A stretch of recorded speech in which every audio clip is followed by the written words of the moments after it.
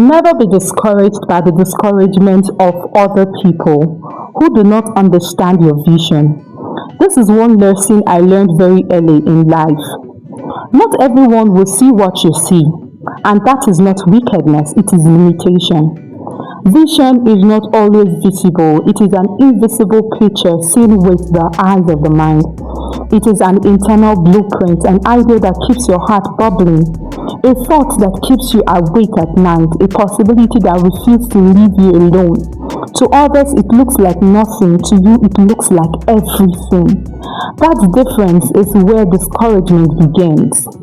I remember sharing ideas that excited me, ideas that felt alive, plans that made sense in my spirit, and the responses were not always encouraging. They were like, "Are you sure? That's unrealistic. Be practical. People don't do that. Calm down."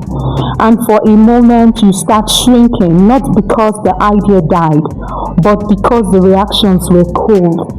But here is the perfect truth. People can only respond to what they understand.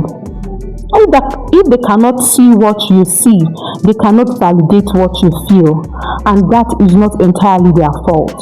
You cannot blame someone for not seeing an invisible picture. If I describe a building that exists only in my imagination, you may not celebrate it because to you it is air. To me, it is architecture.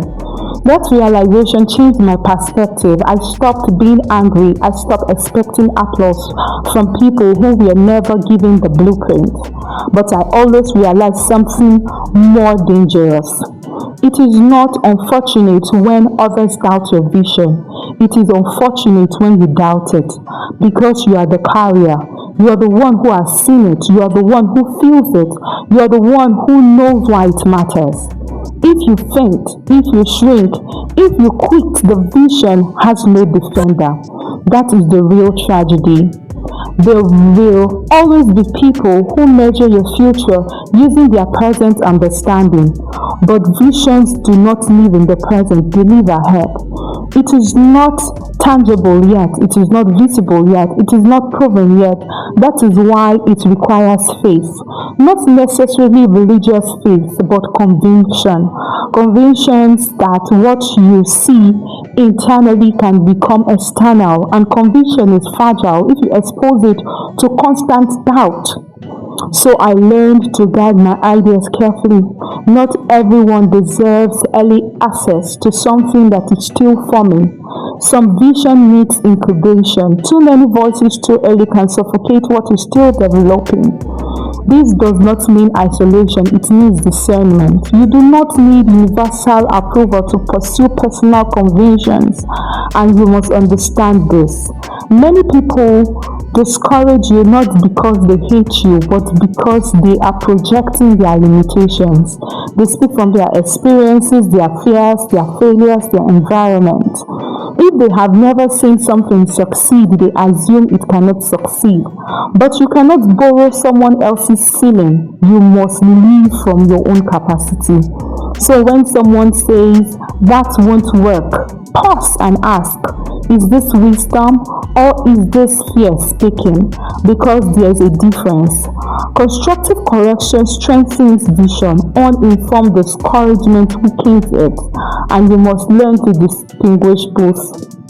There were moments I questioned myself, moments where the noise almost drowned the clarity, but I kept returning to one question.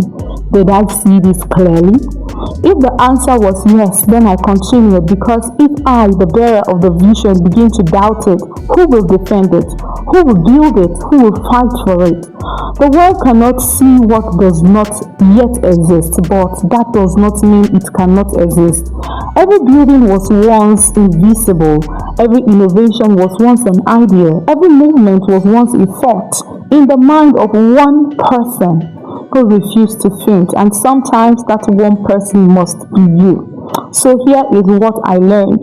Do not be angry when people do not understand your vision. Do not expect applause for something they cannot see, but never allow their blindness to make you blind.